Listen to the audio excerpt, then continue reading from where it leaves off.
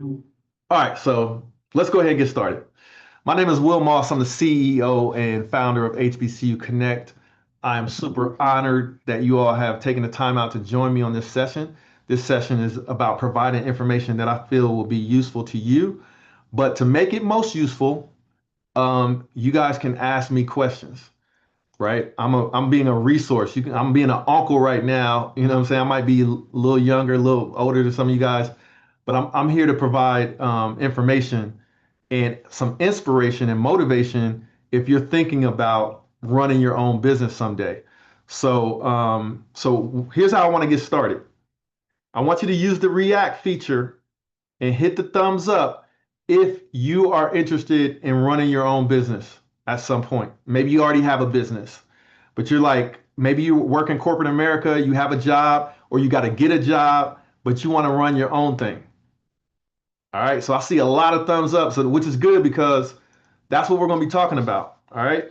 And some of you guys that might be like, I don't know. I don't really know if I want to run a business. That might not be for you. I got a quick story about that. When I came out of, I went to Hampton University in Virginia. I came out in 95 and I was all about like the whole corporate experience. I felt grateful that I had a job.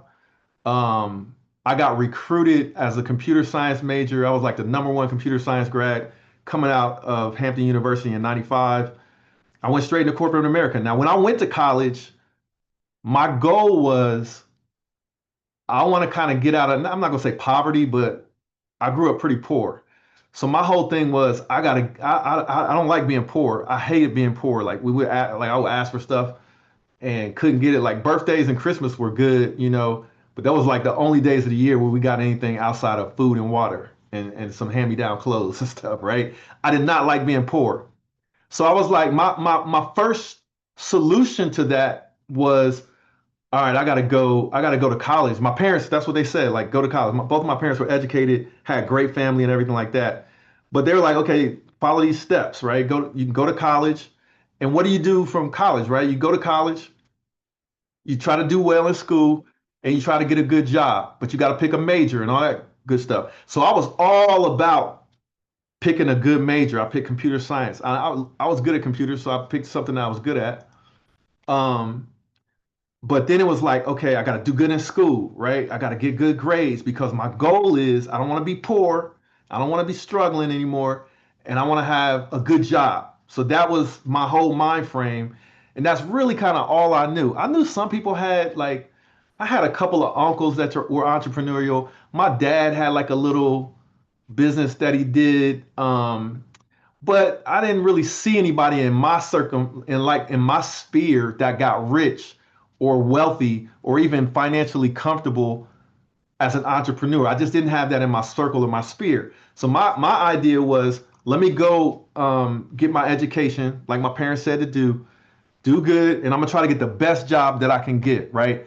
And my way to try to ensure I could get my best job was do well in school and be the number one grad. I did that, right? I got two internships in school, and this some of you guys will probably relate to this. I got two internships when I was at Hampton. When I came out, that same company that gave me the internships gave me a scholarship. It was AT&T Bell Labs. They hired me after graduation. So for me, it was like my plan worked. I came out, I was making more money than both of my parents ever made. Now, at the time, I was doing okay. I came back and stayed with my parents for like 2 years after graduation. I was making about $35,000 a year. As you guys know, $35,000 a year is not that good anymore. And at the time, let me tell you a quick little story. At the time, I graduated, I got my first paycheck, and I'm thinking I'm doing all right, right? I'm making 35, 36,000 a year. I got my first paycheck. It was like $3,000 gross. They took the taxes out. I was left with about 2,000. I wanted to buy a stereo, like a little stereo system, those home stereo systems that had the nice little woofers in it and the whole thing. I wanted to have that for my bedroom. Hit the thumbs up if you know what I'm talking about, because I need to know I need to know I'm resonating. Hit the thumbs up on the reaction feature if I'm resonating. Let's talk here. I got the stereo. I went to Sears or something like someplace like that. I bought the stereo. It was 800 bucks. I was left with 1,200 bucks to live off of for the rest of the month, right? So I'm like, wait a minute. I bought a stereo. I gotta make my car payment. That's about $300 a month. And then I'm staying at home, so luckily I don't have to pay rent. But when I do have to pay rent, I'm gonna be left with a little tiny bit, when this is all said and done. So I realized that real quick that I had to get my money up. I'm gonna be doing okay, right? I'm not gonna be struggling, but I had to get my money up. So what is the next thing you do when you have the corporate mindset? You think, and I thought I had a good job, and I did have a good job, right? But I'm thinking I'm gonna retire from it's AT&T Bell Labs in the 90s. This was like, if not the biggest company in the United States, it was up there, one of the biggest companies in the United States, Bell Labs, right? AT&T. So I'm thinking I may retire from the company. So I'm like, okay, how am I going to get my money up? I'm going to have to climb the corporate ladder. So I was like, okay, I'm going to get on the fast track. I'm going to be the number one employee. And I started working towards that, right? So I'm 1 year out of school. And every year, if you do well, you get raises and things. So I'm starting to get my little raises. And at the same time, right? At the same time, I had some friends in college, and I'm gonna give a shout out to Doug, who's on my team now at HBCU Connect. I'm gonna give a shout out to Doug because we worked together back in the day. We work together now, but I wasn't really thinking like an entrepreneur. I was thinking climb the corporate ladder, and that's how I'm going to make my money and get my raises and things. But I had sort of a little entrepreneurial spirit because I had some friends from college that would call me because they knew I was good with computers and writing software and code and stuff like that. And they would be like, man, we should start a business making websites, or we should start a business doing this, that, or the other. And I would be like, okay, let's do a little something like. So I would do little stuff, but I wasn't really taking it that serious. But that lack of additional income, and I'm sitting here making my plans to invest. I'm trying to put away $1,000 a month, which I really couldn't afford to do at the time, especially when I moved out from my parents' house.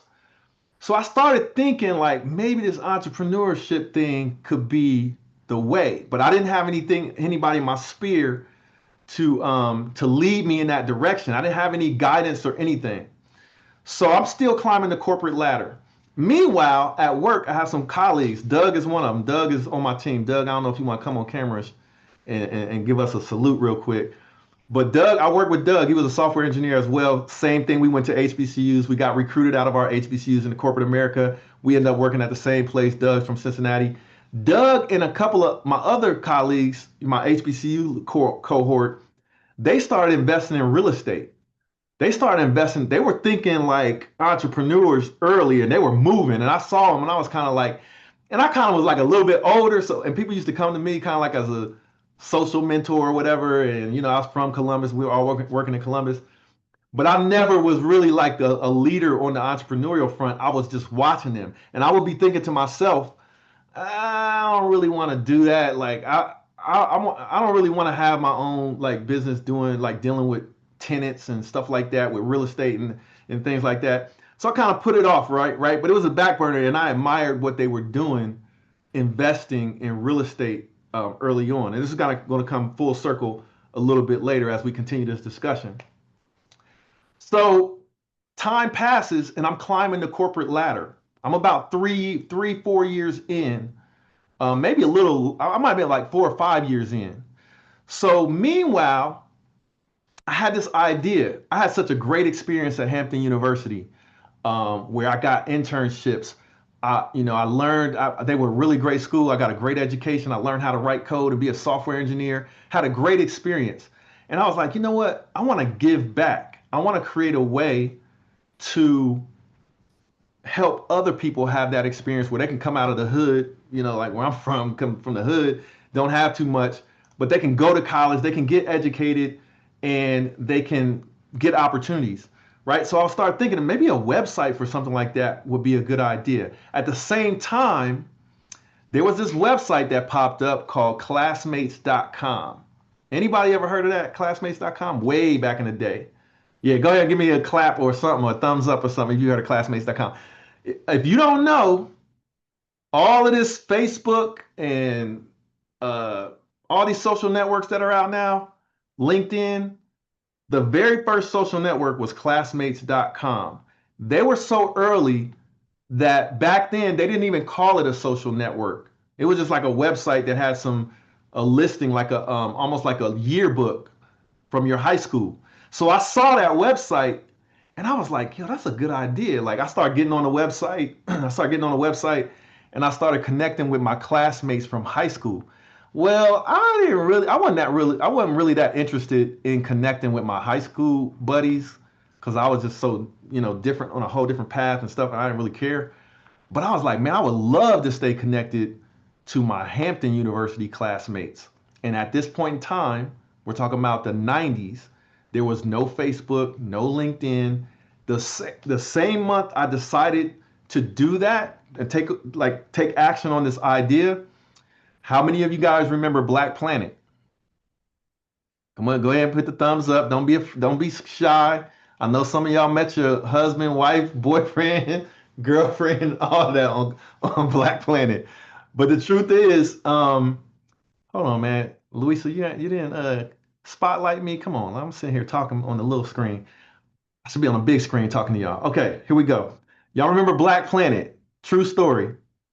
The same month Black Planet launched, they used to have this site called Asian Avenue, which was one of the real first social networks after classmates.com. It was called Asian Avenue. It was a social network for Asian people, mostly in the United States, to connect and have pictures and stuff like that. So they were really like the first social network where they took it to the next level because classmates.com didn't even have pictures on it. Asian Avenue came out. My roommate at the time, another HBCU grad, he was on Asian Avenue. So I guess he like Asian girls or something like that. So shout out to Yusef. He was on there browsing Asian Avenue. And we looked at that. We were like, yeah, this is the direction that I was thinking, which is I want to connect with Hampton grads and not my classmates.com people like my high school friends. So I'm going to start a website to connect with Hampton grads. But I work with all of these people that were recruited from their HBCU into AT&T Bell Labs. And I started socializing this idea of creating a website with them. And they were like, don't just do it for Hampton, do it for all of the HBCUs. So this was June of 1999. My roommate, Yusef at the time, he went to Claflin University, um, Claflin College at the time. He came out, he designed the site because I wasn't really good at graphic design. I was just good at the programming. So I built a database and everything like that. So all of this time, we start building this website. He gave me this graphic template, and I was like, oh, boom, I'm gonna run with this. So he gave me a nice design that was like competitive with Asian Avenue and killing classmates.com. And the same month we came out, Black Planet came out that same month. So HBCU Connect goes way back. We used to be called HBCU Central, as a matter of fact. And if anybody remembers that, give me a thumbs up. You deserve a T-shirt or something. But yeah, it used to be HBCU Central back in the day when I first started it, but we had a dash in the name, and I changed the name to HBCU Connect. So this was a passion project. So when I'm telling you this story, I'm telling you the story because it may relate to something that you're going through or some idea that you have that can turn into a business in your life's calling. Now, before I go too far, let me tell you something. This business has generated tens of millions of dollars over the years. Not 1 million, not 2 million, tens of millions of dollars over the years. And I'm proud to say that I've been able to employ people and give people opportunities and have a team where we have this plate and we generate revenue and we all eat off the plate and feed our families with the plate that came from an idea that was a passion project. So I'm telling you this. So if you have a passion, if you're passionate about something and you have an idea for a business or something you just want to do, because HBCU Connect for me was just something I wanted to do. I wasn't thinking about money and business, although I kind of, money, of course, was like a theme for me the whole way because I was afraid of being poor and I hate being broke. But it was a passion project that turned into a business that has generated tens of millions of dollars over the years, right? Now, at this point in time, when we first started, it wasn't generating a dime. What it was generating was interest and activity. Being one of the very first social networks on the internet, period, we became a top 5 website online, period, in the world for African Americans online. When that happened, so we built a website. First of all, we built a website in '99. In 2000, the website started getting bigger. I started putting it out to alumni groups, and we got listed on Yahoo. This was before Google. Google did not have a domain name when we started. It was Yahoo. That is something called Alta Vista or something like that. Yahoo was so small at the time. I'm doing all of this, and so the theme of this talk is the 5 to 9 hustle, building a business while working your 9 to 5. All this time, I'm working my 9 to 5. So we built the website. It starts growing, right? I'm shooting it out to, I'm promoting it on Black Planet. I'm shooting it out to alumni groups. I go to Yahoo and I list HBCU Connect under keyword HBCU. We were the very first website on the internet for anything having to do with HBCUs, period. Yahoo called me on the phone while I'm at my work doing my day job, and they said, "Hey, we see you submitted your site to get listed on Yahoo." And they said, "What are HBCUs?"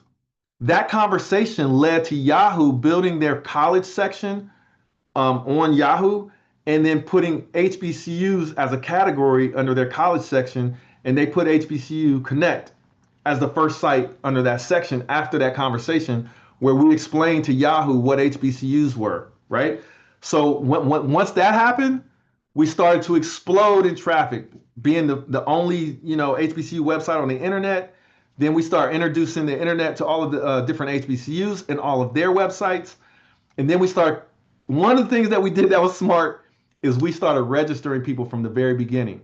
So when people came in, they could put their picture up, they could put their profile up and say, "I went to Hampton, this is what I'm doing. I currently work at AT&T. I got my degree in software engineering. Here's pictures of my kids," all of this social networking stuff, which was new.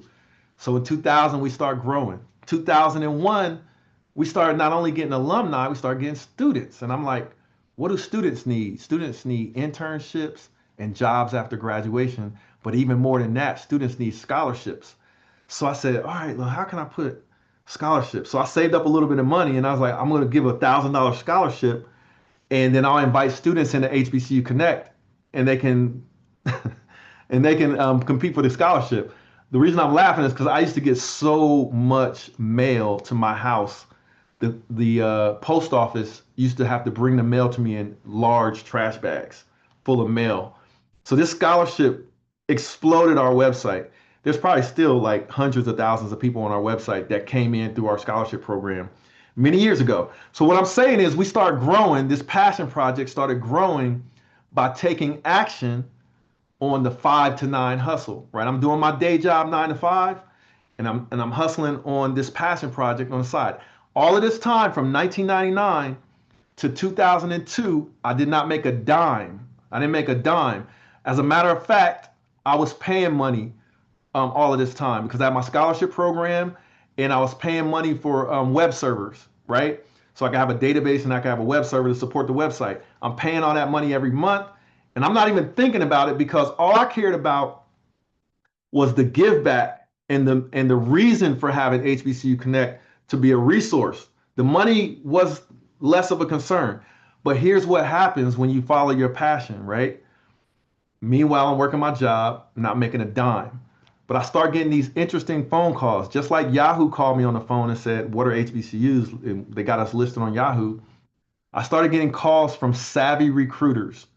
And those recruiters were going to HBCUs, but the challenge was they could only go to like 4 or 5 of them, right? But there's 105 plus HBCUs at this point. So they're like, how can we get access to alumni? Because when we get on campus to these handful of schools we can reach, how can we get access to alumni? Alumni Affairs is not designed to connect employers with the graduates, so they went online. And well, guess what happened when they went online and typed in HBCU? We popped up. They go on the website. They're like, okay, they got forums. They have they have members. We can see the alumni. But man, it'd be great if they had resumes and they had a way for us to put our jobs. So I started getting these calls at work from these employers saying, can we put our jobs on your website or in your forums? And I'm like, yeah, that's fine. Go ahead. But the problem was I started getting more and more of these calls while I'm at work trying to do my 9 to 5. So one of the things that I'm going to recommend, if you have a side hustle and you're starting a side business on that 5 to 9, don't neglect your 9 to 5. One thing I didn't mention is all the time while I'm building up HBCU Connect on the side from the 5 to 9, right after work, at the same time, I'm excelling in my 9 to 5. I take my 9 to 5 serious. I appreciate the fact that I have employment. I felt like I had a decent to great company, but a lot of things were going on at the time as well. AT&T split up, became Lucent Technologies, and Lucent Technologies started doing layoffs and all kind of stuff. So there's a lot of stuff going on. Meanwhile, I'm getting these calls from these employers that are saying, "Can we post our jobs on your website?" So what I did, I took my Christmas break off. And might be something that you have to do if you have that 5 to 9 hustle. When you take those vacations, I use my vacations to work on the side business. So when I took my 2 weeks off in December for Christmas break, guess what I did, and on those 2 weeks off? I sat there and built on the website. I built what they were asking for. When all those phone calls were coming in talking about, can we put jobs on your website and things, those types of questions. I built an online career center that had a revenue component to it, because how did I get the idea for the revenue component? At the same time, sites like monster.com popped up, Career Builder popped up, Indeed wasn't even around yet, LinkedIn wasn't even around yet, but I had a model for online recruitment. And that includes them paying to post jobs. That includes them paying for access to resumes. That includes them paying for recruitment advertising. So I built that into the business on my 2 weeks off in December of 2001, I think it was. It might have been a little earlier than that. 2002, guess what happened? I made about $8,000 the whole year on top of my little salary, whatever it was at the time. It probably in 2001, I probably was making like 80,000 or something like that, maybe 70,000 or something like that, right? So I made $8,000 extra, right? But my dad was around at the time. My dad said, you can tell a lot from a little. And I always used to think about that and say, you know what? My business made 8,000. You break that down, 8,000 into 12 months, that's less than $1,000 a month, right? But you can tell a lot from a little. And what you've done by having your 5 to 9 hustle at the same time you have your 9 to 5 full-time work, you've proven a concept for a business. So a lot of people ask me about, like, yeah, I want to start this business. I want to do, this kind of business, that kind of business. And they want to go and do it full time right away. But guess what happens when you run into it full time right away? You got bills to pay. If you're like a responsible adult, you have bills to pay and you have responsibilities, and you have to at least be able to take care of yourself and not be a burden to other people. So my recommendation is that you hold down that 9 to 5 or whatever job you have to take to bring in revenue. And then the time, your free time, is where you have to build, improve the concept of your business and get it to the point where it's generating revenue. So even though I only made $8,000 that first year, I kept going, but I stayed with my 9 to 5 at the same time. The next year, I probably doubled the revenue from 8,000 to about 16,000, right? And this is on top of my 9 to 5 where I was making decent money as a software engineer, right? But the money went from 8,000 to 16,000. Meanwhile, my company is laying off. They start laying off and downsizing, hiring freezes. This is Lucent Technologies after our stock shot up and then started coming tumbling down, right? So I'm like, I'm kind of in a race now. Even though I'm getting promoted and I'm still doing well, I felt like I'm kind of in a race right now to see if I can get out of here and run my passion project, which is HBCU Connect, before the layoffs come to my department, right? And guess what? They started coming to my department. They started laying people off, right? So I'm really getting it going now. But I'm already thinking because I had a young man by the name of Dante Lee. I don't know if anybody's heard of Dante Lee. Hit the thumbs up in the reactions. Dante Lee is he's a member of HBCU Connect. He started blacknews.com, and he went to HBCU Bowie State, and he started a website, and he called me. He was actually my first advertiser. He called me and on the phone when I was at work and asked to advertise on HBCU Connect. And I was like, all right, cool. And he was a college student. So I'm like, whatever, you can just pay me $50 or something like that. You can advertise. So he's advertising on the website, but he was smart. He started using me as a mentor because he saw HBCU Connect as this big company. Even though I still was working a 9 to 5, HBCU Connect was just a big, highly trafficked website, online. So he started using me as a mentor. He started calling me at night. I'm there with my kids trying to take care of my two little kids, and he'd be calling me and mentoring. But what ended up happening is, meanwhile, he graduated from Bowie State in 3 years, and he went straight from graduating to running his business full time. And for me, that was an inspiration to me that he was able to do that. And it got me motivated to see myself coming out of the 9 to 5 and running HBCU Connect, even though I only made $16,000 in revenue the previous year. But I had my dad. My dad was still alive, and I kept talking about it, and I was real passionate about it.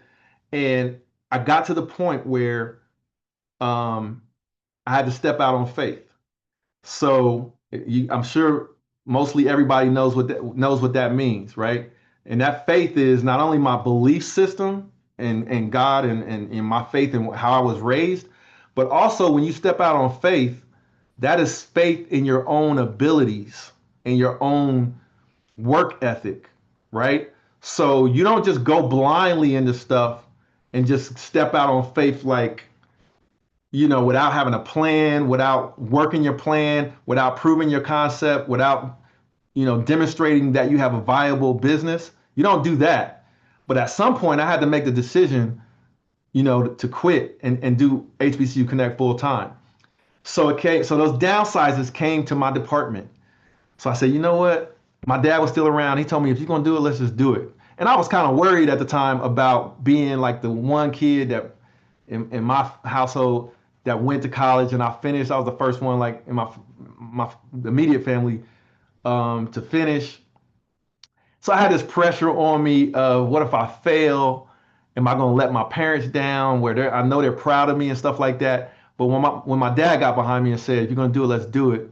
That's really all I needed, because we had proven the concept that HBCU Connect could generate some revenue. Now I might be poor again, or I don't know exactly what's going to happen, but I stepped out on faith in my work ethic, my belief system, and my abilities, right? So I quit the 9 to 5 in 2004. I think it was late summer, I think, early fall.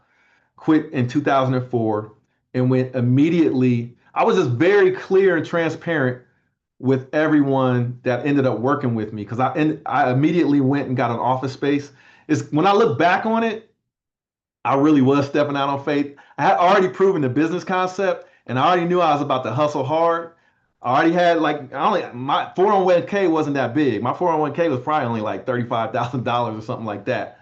But I knew I was going to give it my all, so I was ready. So I came out. I got an office space close to my house. It was like $500 a month. It was like a little 500 square foot office space.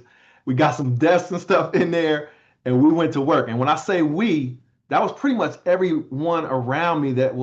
When you have a vision for something and you communicate that vision, a lot of people say, like, when you have an idea to do a business, they say you should keep it to yourself. I disagree with that. When I had my idea for HBCU Connect, I talked about it before I even did it. And the reason why is the people I usually keep close to me are people I selected to be in my circle.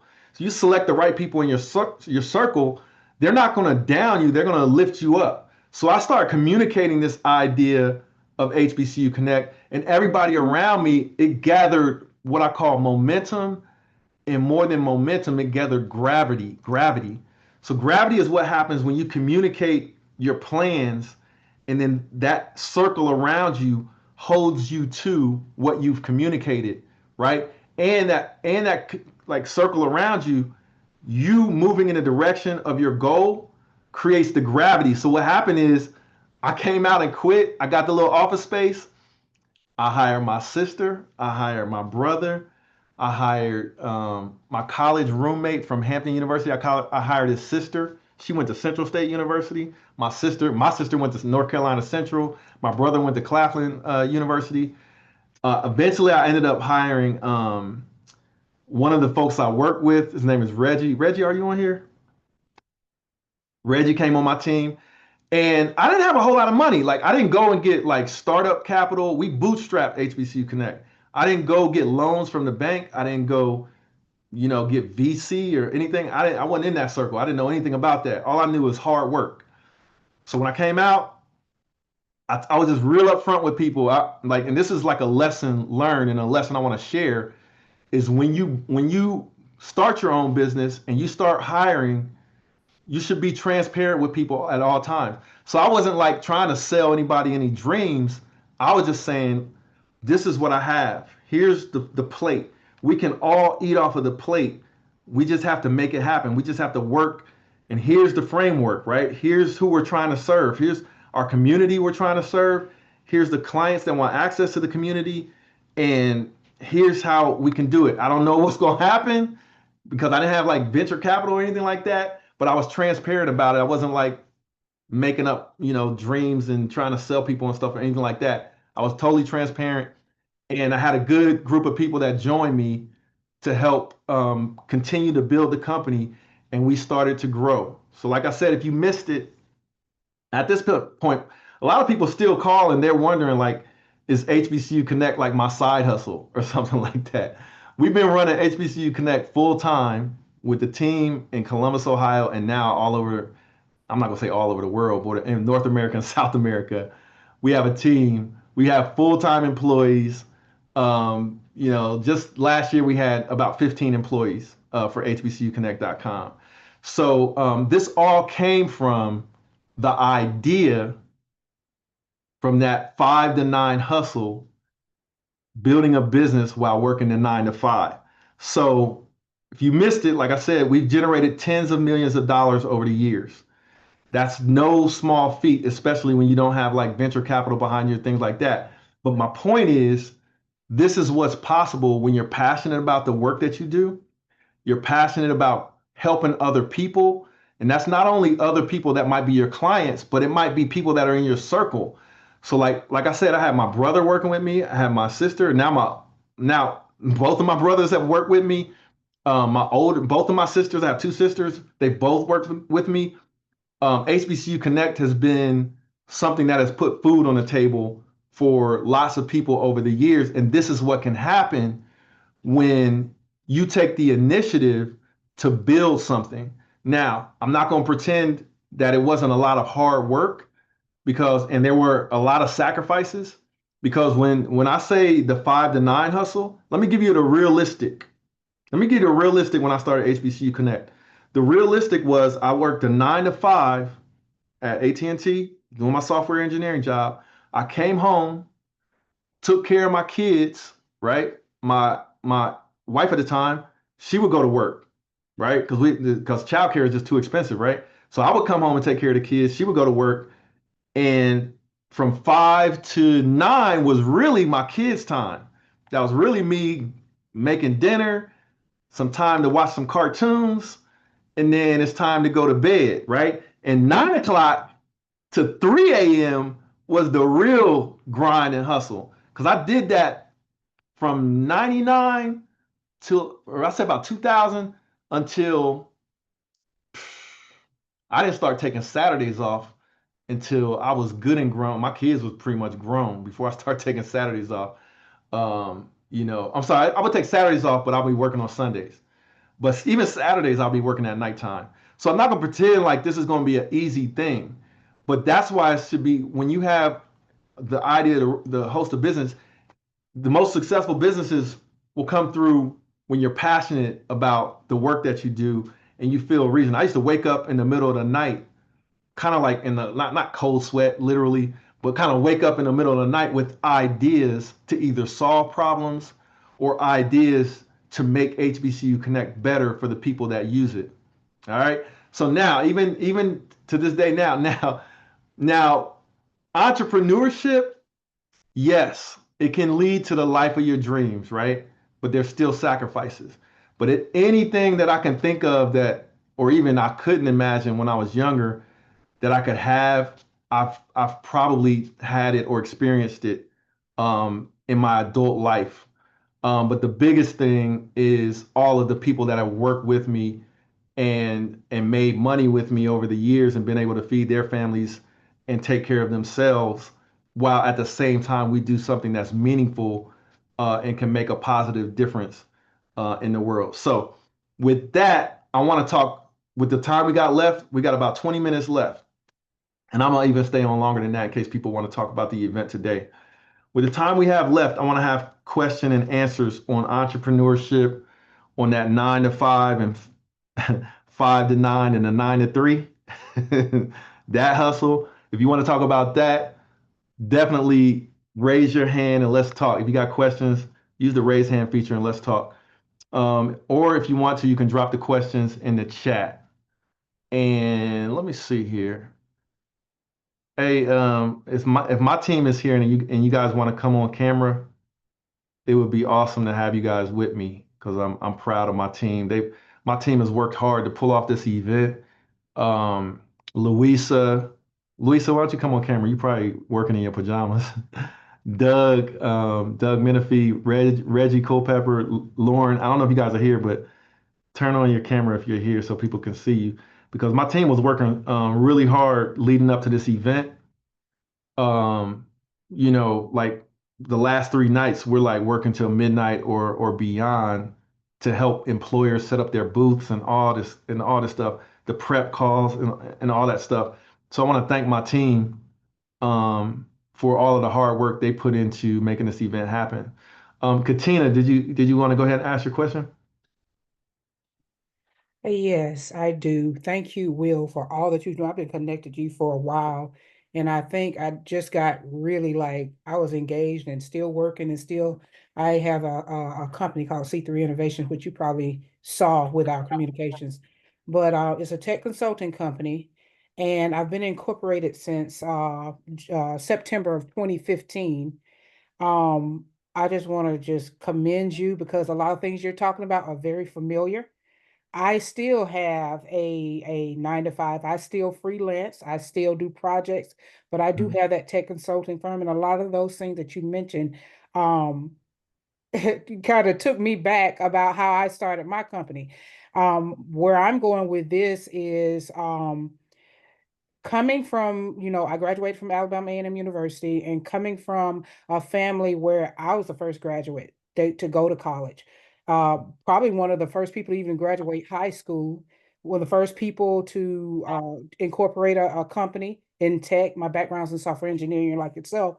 But when I started my company, and I wanted to ask you about this, one of the things when you go to corporate, I work for T-Mobile Corporation as a software QA analyst, doing software inconsistency, root cause analysis, debugging. Way back then, I was took Pascal, Fortran. I know this sounds cobalt. One of the things coming from corporate America and going into your own company, there's a different mindset you have to have when you become an entrepreneur. When you go into corporate, everything's already set. And a lot of time, one of my biggest mistakes, and I'm going to say a learn moment, was going incorporating a company and thinking with a corporate mindset. That's not a bad thing, but when you're starting a company, you have to kind of bring it down and your grassroots. So you can't start like it's already built. You have to start like, you know, where did they start from? So you have to go back when it comes to the corporate mindset versus a um the mindset of a brand new entrepreneur or someone who's trying to build, how what strategy did you use to separate the two? And that's one. The first question is, how do you separate the two? Because I often still, as an entrepreneur, still think with that corporate mindset, like everything's already done. I have to step back and be like, you know what? Let me step back, because where I've worked, and I worked for Coca-Cola, which is how I funded my incorporation.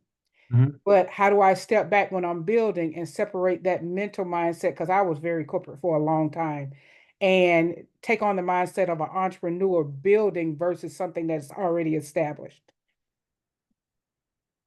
That's a good question because I didn't have a moment where I separated the two, but I always felt like when I was in corporate, let me be real transparent with you. Some of you guys might relate.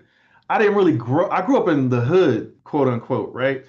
So when I went into corporate, I felt like I was a paid actor, not imposter syndrome. That's what I'm talking about. I'm talking about going into an environment that is not familiar to me with people that are not familiar to me.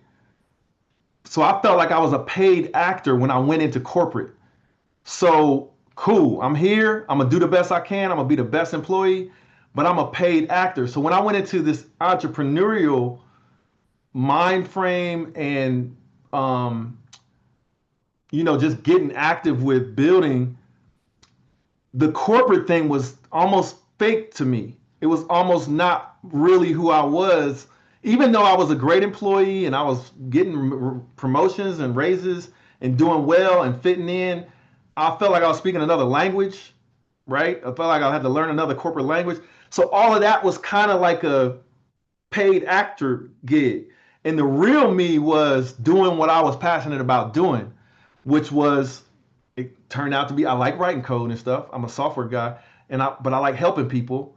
And I had a great experience at HBCUs. So I became passionate about creating this platform. So I didn't have a delineating moment or thought to switch between the two because the real me was doing this, right? So when I got to doing this, my personality type was I didn't like leaning on other people or expecting other people to do things for me, right? So I felt like I had to do everything. And I kind of was okay with that.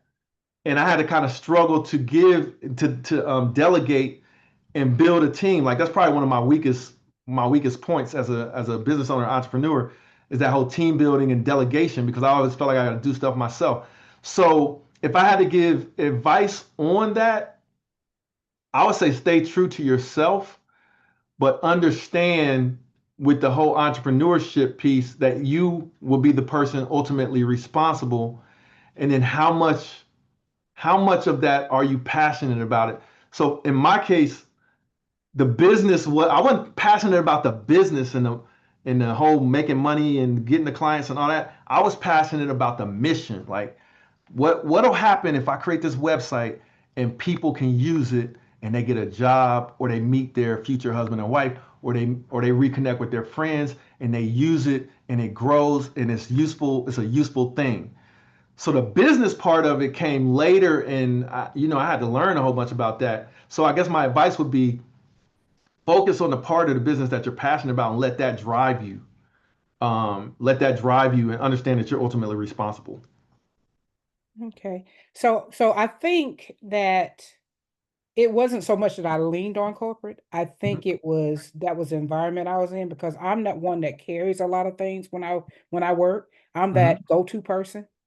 So it wasn't so much that it was like it was my identity. mhm, It was more so, and then a lot of other things play into that, like support system. Like you were talking about your family, you were able to hire.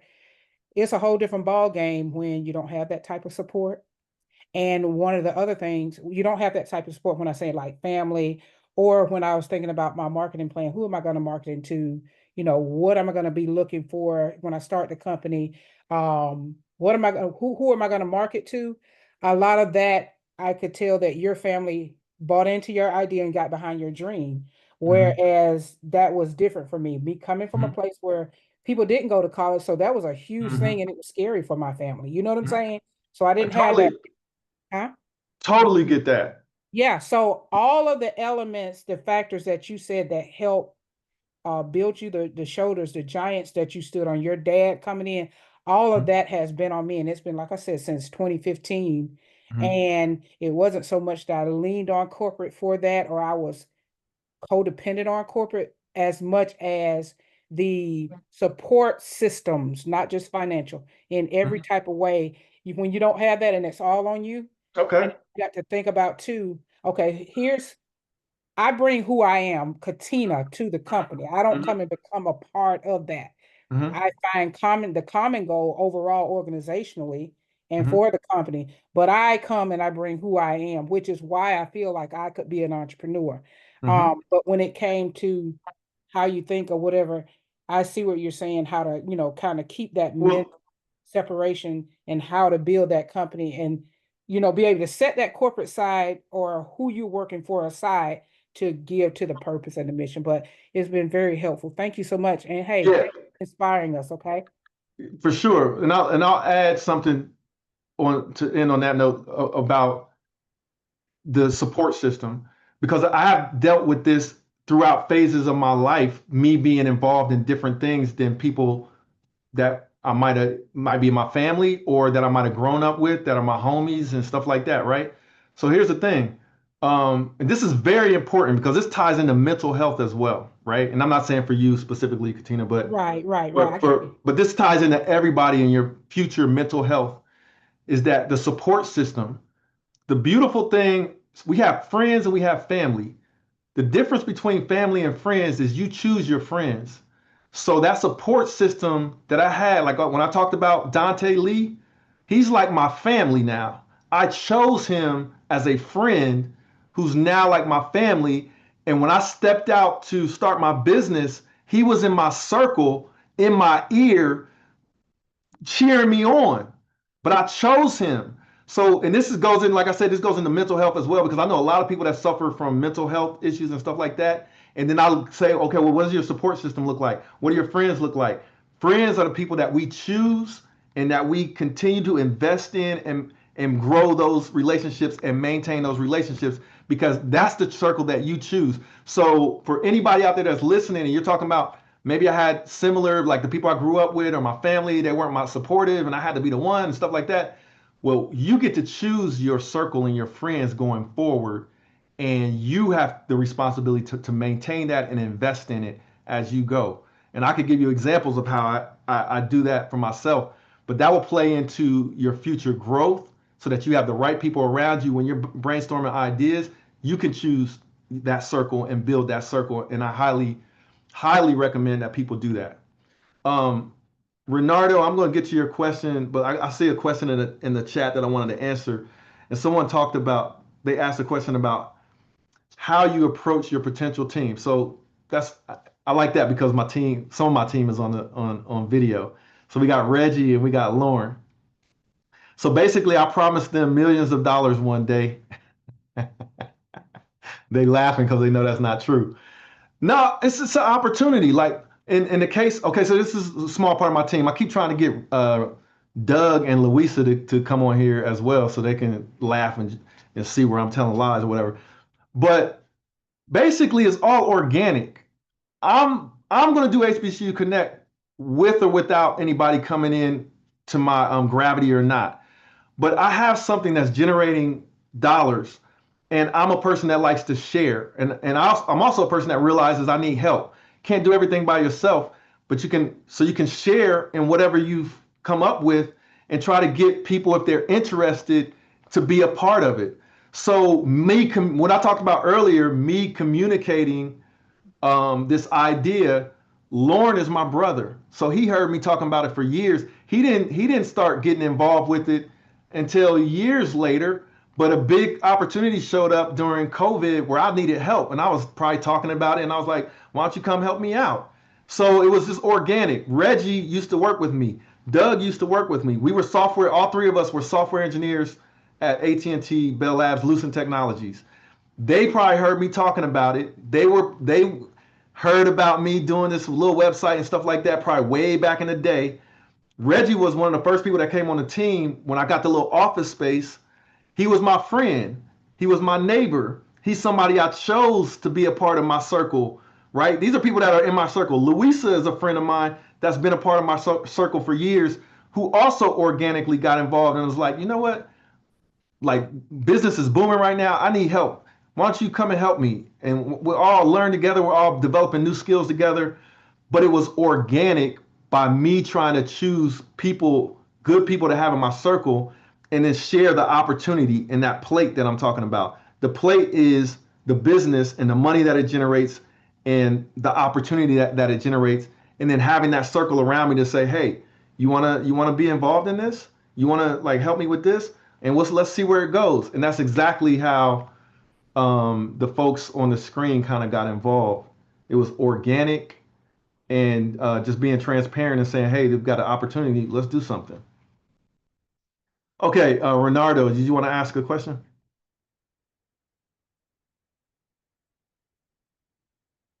Renardo. Yep, I'm sorry. Uh, Mhm. Concerning the money issue, were you did you get a loan as far as through banks as far as because I know that they've been doing entrepreneur for small businesses to Mhm. get the leg up as far as starting off. Mhm. Can you describe that process? Yeah. Okay, so all right, so here's the I'm trying to like pull it all together and streamline the answer for you. When I first started the company, I wasn't making a dime, right? I was just building the company from 99 to 2002. So the way I paid for the expenses related to the company was taking it out of my paycheck. So they weren't that great. Like I had to pay for web servers and stuff in my scholarship program, but it wasn't, like eating up all of my check or anything. So I could afford to pay a couple hundred, $300 a month here and there for web servers and stuff. So I bootstrapped it. I paid out of my pocket when I first got started. When I quit and had to get the office space, have some employees and stuff like that, I got a little line of credit from the bank, but we're talking about $10,000, maybe $15,000, or it might have been less than that. But it was an SBA loan. I went to like US Bank. They were taking all my deposits anyway, and I said, "Can I get a line of credit?" I didn't know how I was going to use it. I just wanted to have it just in case, because I had employees. I want to be able to pay my employees just in case. But my goal was never to use it. And really and truly, whenever I did use it, I didn't really have to use it. I was just kind of being safe and like kind of managing things. But I got a small loan. I did not go out and get venture capital because I didn't know anything about that. I had like computer science background, right? So I didn't go out and get venture capital. I did get a small line of credit. If I did not get that line of credit, we still would have been okay, thankfully. But the biggest that first money came from me taking it out of my paycheck when I was working a job. Then when we quit, all of the money came from whatever we brought in. It's like eat what you kill type of thing, right? So that's really how we started. Now, over the years, when you start doing well, you start making a lot of deposits, the banks will offer you loans. They'll offer you Yeah. money and stuff like that. And if you get real estate, you can get loans out on your real estate. Again, shout out to Doug for leading the way on the real estate stuff. But let me introduce my team real quick too, in case anybody has any questions for my team. Lauren is right here beside me. That's Lauren's my older brother, so of course I grew up with Lauren. But Lauren is on our business development team. Lauren and Doug are both responsible for bringing in most of all of the companies that you talked with today. Lauren and Doug, and a small part myself, are responsible for bringing in all the companies. Reggie and Louisa are on the fulfillment team. But before that, Doug, let me introduce Doug. Doug Menifee, also on our business development team, been a leader on the team. Doug and I used to work together. So while Lauren is my brother, Doug and I used to work together at Lucent Technologies, Bell Labs as software engineers. Ended up being on the same team for a short period of time. Doug went off and did a whole bunch of different things while I started running HBCU Connect. And Doug got into sales, from being an engineer, got into sales. So I can't remember how we reconnected. Do you remember how we reconnected before you ended up working with me again? Yeah. So we actually hosted an event in Columbus, Ohio, pretty big HBCU weekend, and Will provided marketing services and partnership, and we got a chance to work pretty closely. I think it was like 2 years, and started seeing some synergies and sort of reliving our past Lucent days. And the idea came of how could we kind of partner up and, for the benefit of each other. So I think that's the long and short of how we reconnected back in 2017, I believe. Okay, so we end up reconnecting, and the timing works out during COVID. Business just kind of like started booming because a lot of companies needed help, and so we ended up reconnecting, and then Doug ended up coming on full time.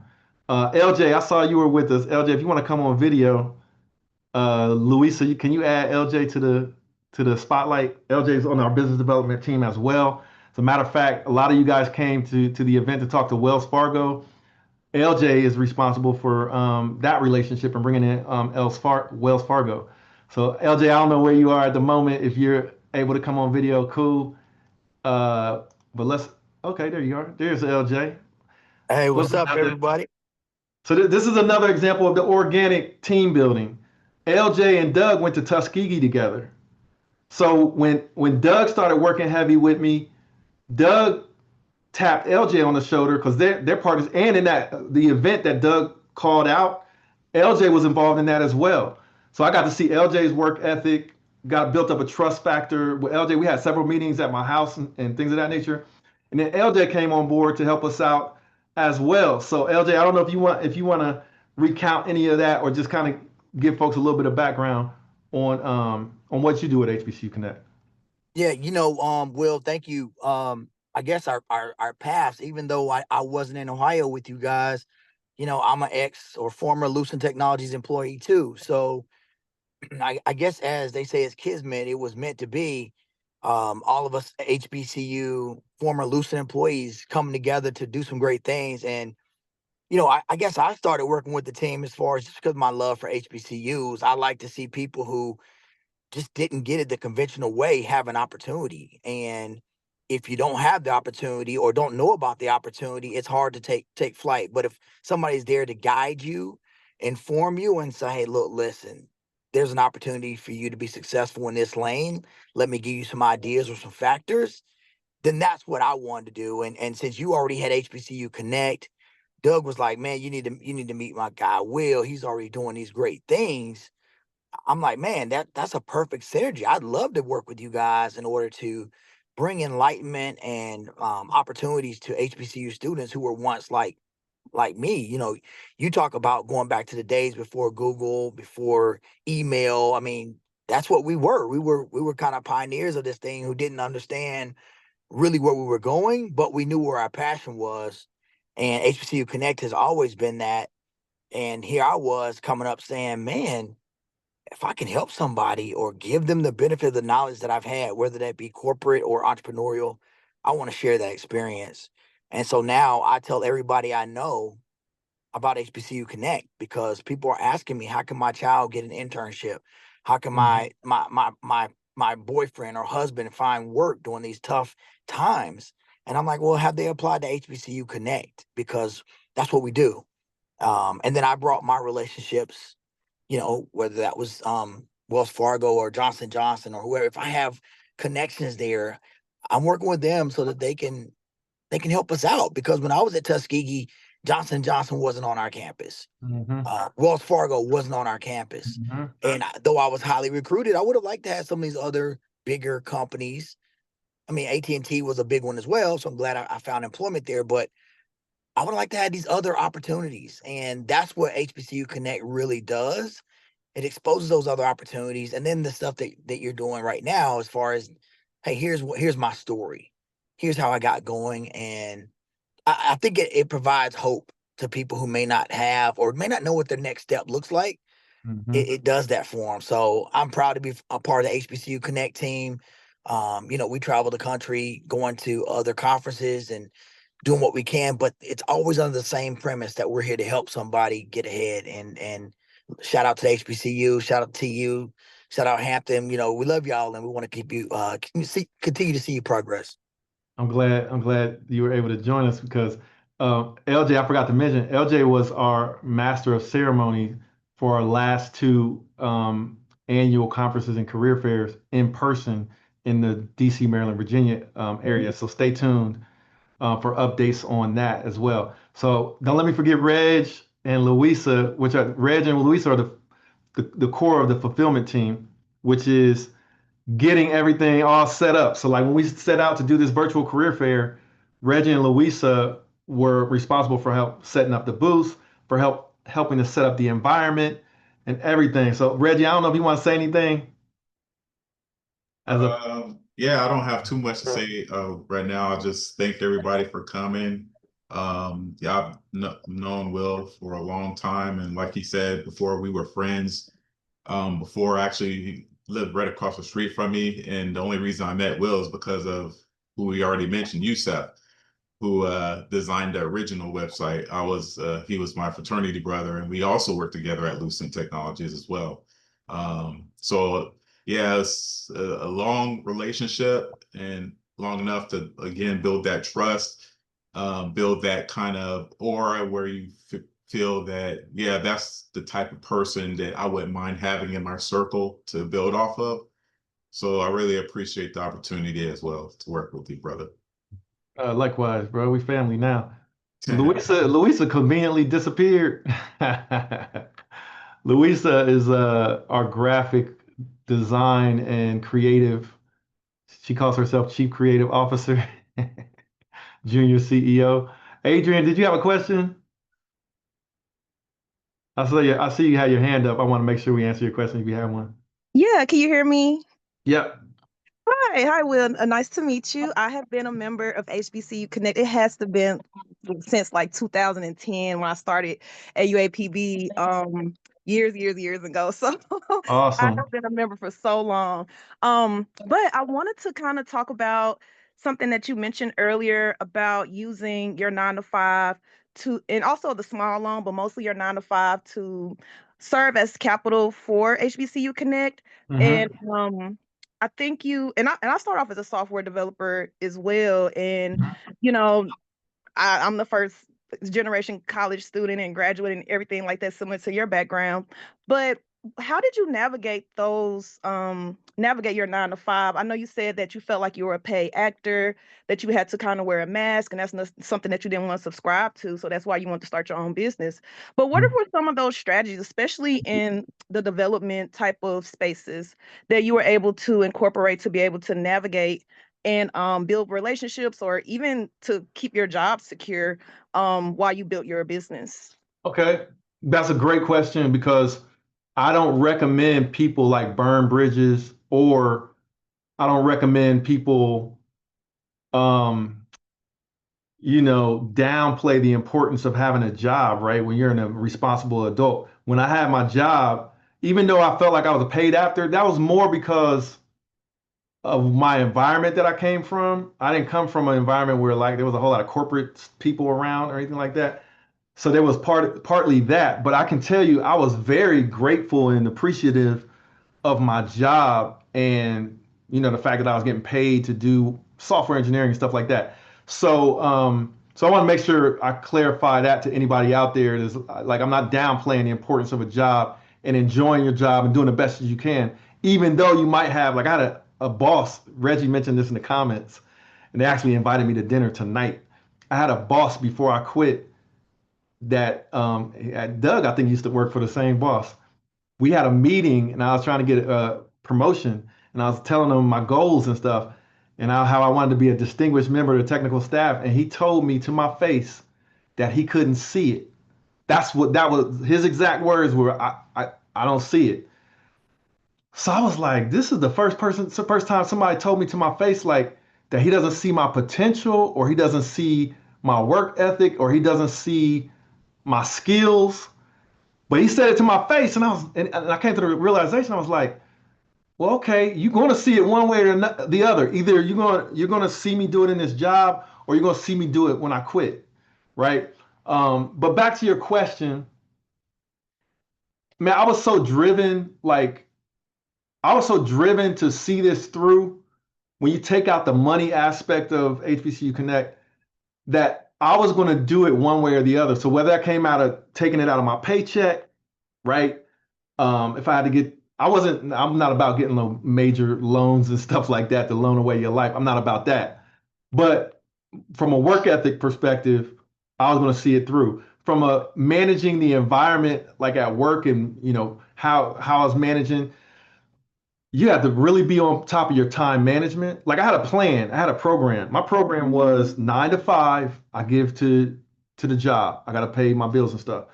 5 to 9 was my kids, right? And then 9 to 3 was me. So I get my kids in the bed, and that might sound crazy, but it really was like that. It was really 9 to 3 o'clock in the morning on most nights, on Monday through Friday. Saturday was like go hang out with the kids, go out to eat, go to the park, stuff like that. Saturday night it was working again. Sunday was mostly work, other than family time, but it was mostly work, and that was 365. On my vacation for 2 weeks off, I was working. My vacations now, I work. So there's not a whole lot of balance in that, like other than knowing what you want to do and what the outcome can be. Like the outcome is, we have 4,000 people that register for this event that may have opportunities that they might not normally have if we weren't doing what we do.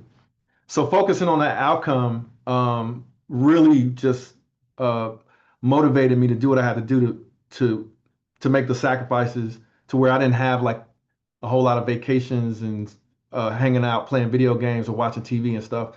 I was working on this. Now my life is more normal, right? But we done made some things happen over the years. So hopefully that helps answer your question. Thank you, Will. I appreciate you. Appreciate you too. Feel free to email me anytime. The email that I use to send out to you guys, if you reply to it, it comes back to myself and the team. So you can reply back at any time. So it's past 5 o'clock now. I want to let my team kind of go, but I wanted to introduce you to my core team. These folks have been working really hard behind the scenes to provide opportunities for you. And I wanted to say thank you. So Lauren, Doug, LJ, Louisa, Reggie, love you guys, appreciate you guys. This wouldn't happen without their help, because can you imagine me trying to be the Wizard of Oz, pulling off a career fair by myself? No, that ain't happening. They helped make this happen, and I appreciate them and wanted to recognize them. But I also wanted to share the story and hopefully motivate someone else out there that's thinking, maybe you have a passion project, maybe you want to start a business, maybe you feel yourself as being a leader. So I wanted to tell you a story of how that happened for me. And a lot of it was organic. A lot of it was picking the right circle. A lot of it was having good friends and picking the right friends and investing in those friendships. Like Reggie will tell you, um, and I'm gonna leave some other people. Reggie's single. I'm gonna leave some other people nameless. But Reggie will tell you we do vacation. Like I do vacations, and I'll invite all of my friends on vacation. And that's my investment into my friends, because I know my friends are my support system, and I want to be around them, but I want them to be able to be around me, and us do things together and invest in those relationships, because who knows, I might start another business. As a matter of fact, I am starting another business. Like I'm kind of a serial entrepreneur as well. But those people that are around you, those relationships you invest in, could be those organic people that end up, making money with you in the future, or making you make things happen for your missions in the future that are mutually beneficial. So hopefully this was helpful. Hopefully this was a little bit motivational, or inspiration to some people, some behind the scenes on HBCU Connect. But really wanted to say we appreciate you all as well. Without you all coming to this event, it would not be possible. Again, if somebody wants to get in touch with me, just respond to the emails that we send out, and I will get it. Or you can email me, wrmoss@hbcuconnect.com is my email. You can hit me on LinkedIn, but I get so much happening on LinkedIn, it's hard for me to keep track.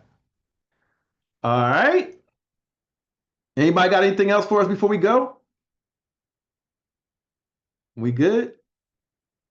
All right. So everybody, love you guys. Appreciate you guys. Thank you all for participating. Again, thanks again to the team for bringing in all the clients, for working with all the clients to get their booth set up, to make this happen. To all of you all for coming. Like I said, we love you and appreciate you. And this would not happen without you. So please spread the good word about HBCU Connect and tell your colleagues to leverage us for their opportunities.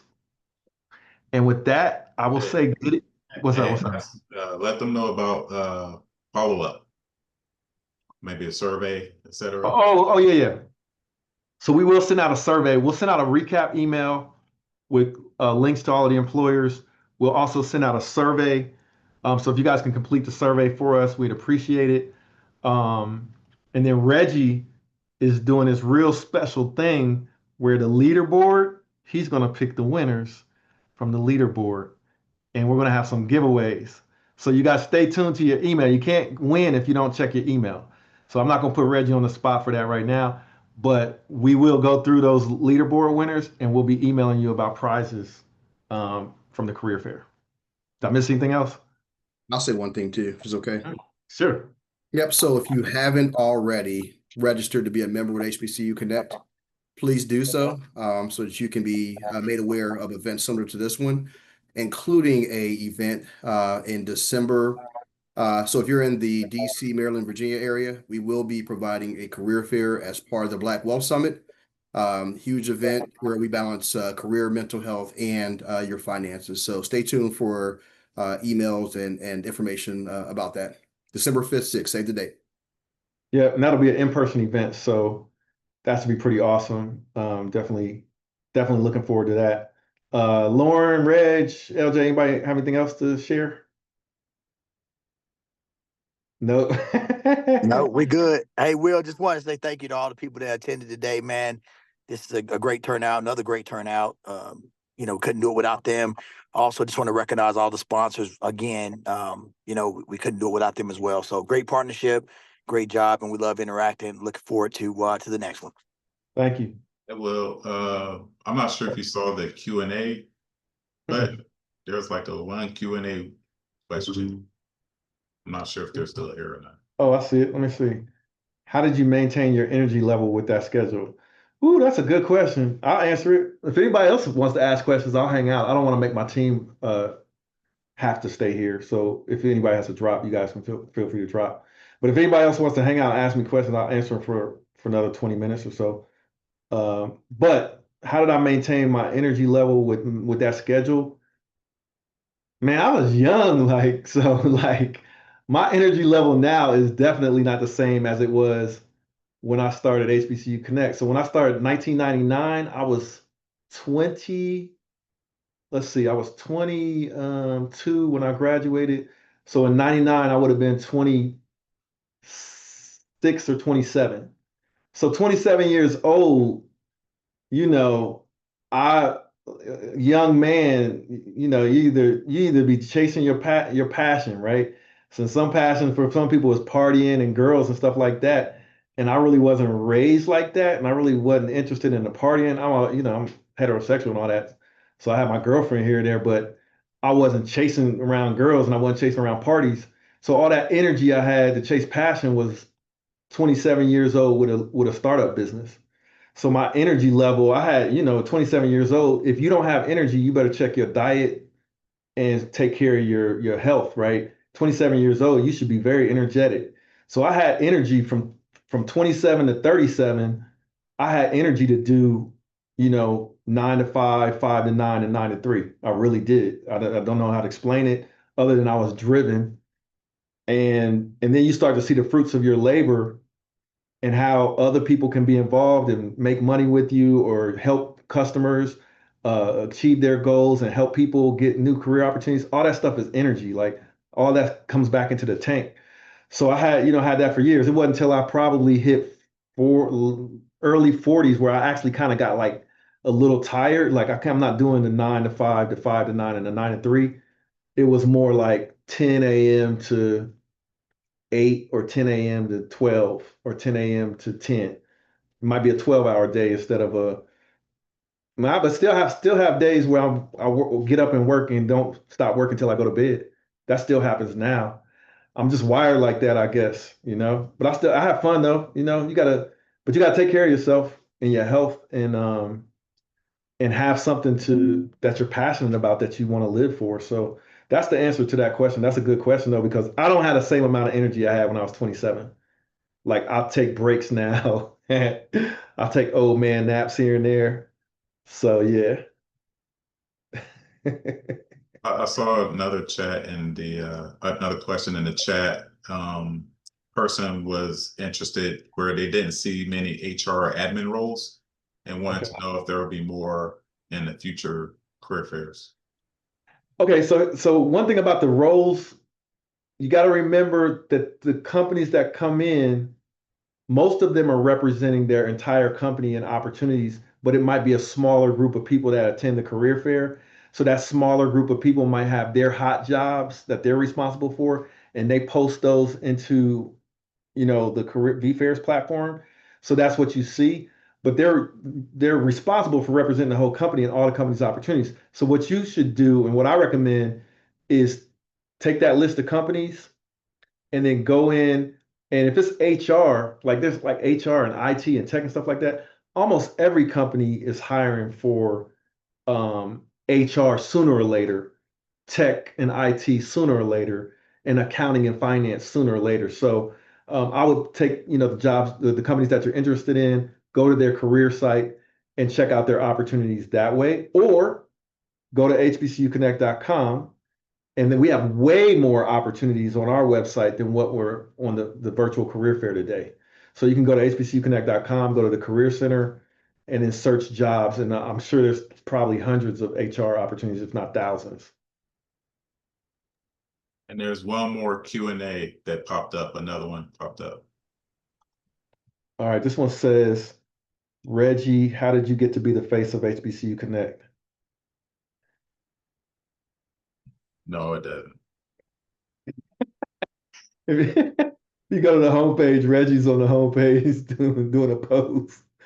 Is this an annual job fair? And if so, will there be more companies not related to healthcare for next?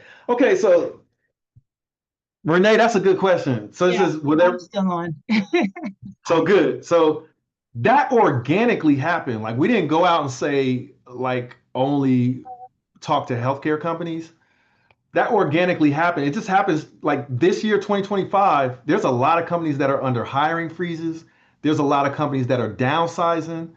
And then there's certain industries that are not, right? And one of the industries that we notice organically that is not downsizing as much, they're not as under hiring freezes as much, is healthcare. It's just that it's just the state of the nation right now and what types of opportunities are available. That's what organically has happened, right? So there's a lot of opportunities in healthcare and pharmaceuticals, and growing in education. And I hope to see way more opportunities in education, to be honest. I think a lot of us that are getting close to retirement should be thinking about having that wonder year career in education to try to help educate younger people. But anyway, that just organically happened. Most of the times our events are heavily like tech. So like, just 2 years ago, or especially during like COVID, we had a ton of tech companies, like more tech companies than you would even want to see. Like you could hardly see anything else. It was just organically the state of the not the economy, but the state of the job market. That's who was hiring. So that's just a reflection of where we are. Okay. Anybody else want to add anything to that, Lauren out or Doug or anybody or LJ?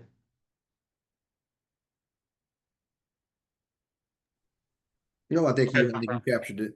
I think healthcare, fintech is another industry that I think we're seeing quite a bit of activity, e-commerce as well. And so I think that the companies who participated and signed on are directly aligned with what we're seeing in the market today. Lauren, it looked like you would get on the podcast, Mike. Yeah, just saying, no, thanks to everyone for showing up, especially thanks to our employer partners as well. And, be sure to subscribe, whether you are an employer or a candidate, job seeker, alumni, to make sure that you receive our communication so that you know about our upcoming events, opportunities, scholarships, internships, and all of that. So the more you interact with the platform, whether you are a member or an employee, then the more value you are able to get from it. And then, of course, for employers, we're here. Reach out to us with any questions or ideas, and and allow us to continue to support you. That's all I have to say. Appreciate it. Appreciate it. Any more questions before we go? I'm reviewing the chat. Hey, Will, I have one question. Okay. It's probably the most important question of the day. Okay. What's Hampton going to do for homecoming? We better win, first and foremost. And my issue with Hampton homecoming is they have it too late. Like we had all these beautiful days this fall. If they had homecoming earlier, man, would be so nice. But Hampton homecoming is usually pretty late. It's usually, I got caught in a snowstorm once trying to come back from Hampton homecoming. But I love my home by the sea. Well, good luck. Appreciate it. But awesome event today. Thanks for the opportunity to participate. Great to see the HBCU team, and looking forward to the next event. Well, we appreciate you. I couldn't see who was asking the question. Is that Greg? Yes, it is me. There he is. Well, It's the Morgan Bear. thank you. We appreciate you and your participation and all of the insight that you shared in your panel discussion or your professional development session. We appreciate you and great example of HBCU alumni coming together to make stuff happen. Thank you. Absolutely. Yeah, thanks, guys. Yep. All right. Anybody got anything else before we go?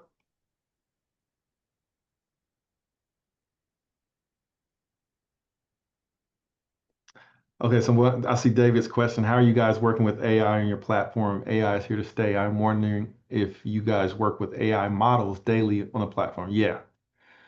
I mean, we definitely work with AI models daily on the platform. With us being a content site as well as a social network, it's like hand in hand. Like the powerful things that AI can do to help us get content developed is like never before. I used to have to ask Lauren and Lawrence people to develop and write articles. Now we just reading articles and making sure they have our tone of voice, but we can have AI generate the outline and research the content for us, and all we have to do is tweak it. You know what I mean? And make sure it's says what we want it to say and what we want to say. So, and the content development is great. As far as like the social networking aspect, we're looking at ways to use AI to make it easier for our members to engage, interact, and share their own content.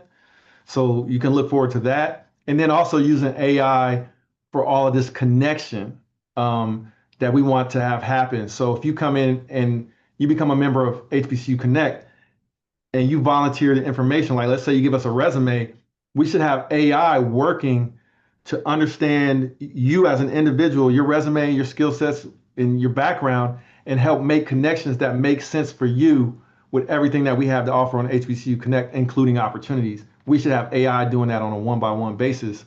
So yeah, AI is for sure here to stay. And you're an AI developer, you can always email us with ideas and simple solutions that we can implement. Yeah. All right. Somebody asked about accessing the platform. Yeah, we'll leave it open. We'll leave it open. It was closed before the event, but we like to leave it open. So if for some reason the VFairs team closes it after 5 p.m., I'll ask them to open it back up. So all you have to do is just go back in and log in, and you can browse the content on the site. I think that's just good for everybody. So we'll open it back up if it's not open now. All right, we good? Yeah, one more question from I think it's Shar. Hope I'm pronouncing that name correctly. Says, can you provide resources regarding starting our 5 to 9 plan? I'm sorry, resources for what? Starting their 5 to 9 plan. Oh, you said resources for that? Yes. Ooh, I'm gonna admit, like everybody says, like do a business plan and all that kind of stuff. I did a business plan, but it was kind of like a exercise in futility. Like, um, I had the concept of what I had the vision and the concept of what HBCU Connect could be, but I didn't know everything that it was going to be when I first set out. And I also didn't know how it was going to make money. But I could tell you my story. That's not what the main driver for me was. The main driver was creating something useful to a section of the community, right? The HBCU community, creating something useful. So to provide like, resources, um, the thing we just got done talking about is your number one resource is AI, Chat GPT. Like now, if I was going to create HBCU Connect, oh my God, like every step of the way, I would be leveraging AI as the number one resource to get stuff done, whether that is helping me outline and organize my plans and thoughts, right? I'll be using AI for that to getting stuff done. Like, how can I use AI to rapidly develop something that I may need to develop that maybe I don't have the expertise, or I'm trying to build something. Let me go to AI and get an example of how to build that. So the number one resource to answer that, because I'll be lying if I try to sit here and tell you, well, I went to the SBA and the Small Business Administration. I went to my bank and I talked to my banker and I didn't do any of that. Like, remember, I'm from the hood, like, what I'm saying? So yes, I got education. I learned how to be a good software engineer, which was the number one thing that I can lean on to say that I could roll up my sleeves and build stuff. But other than that, I didn't have like the resources available to me. So I just started building. And then people around me became, resources for information and help. But I'd be lying if I tried to tell you that I had like all of these different organized resources. So what I can tell you, however, if you're asking me, it would be AI would be the number one resource, whether that's Chat GPT, Gemini, or what's the other big one we were talking about the other day? It's Chat GPT, Gemini, and Claude is Claude. one. Claude. Is that it, Claude? Claude, yeah. Okay, so I didn't have that good of results, so I kind of my brain threw it out the window. But yeah, Claude, I'll be using that as the number one resource.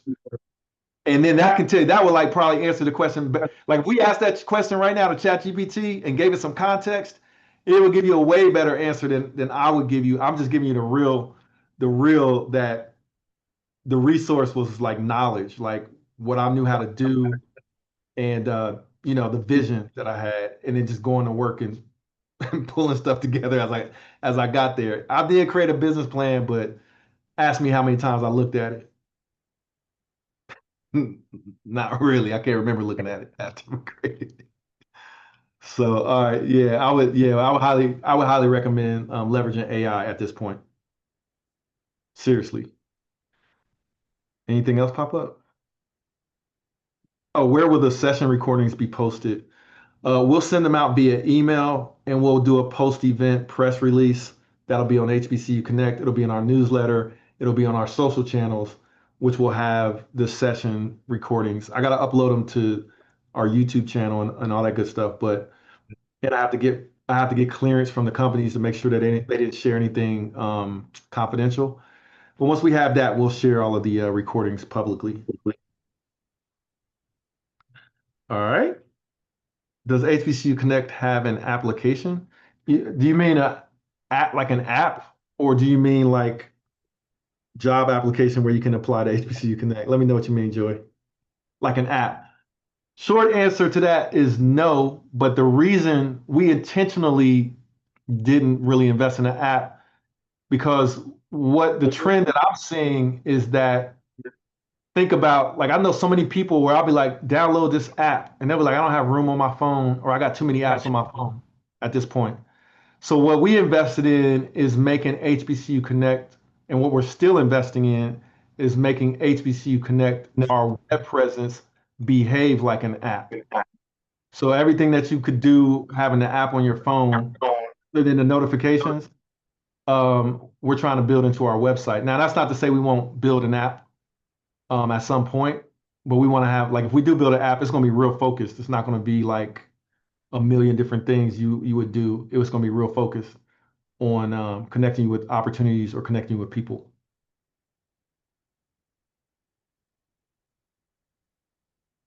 Yep, we got a YouTube account as well.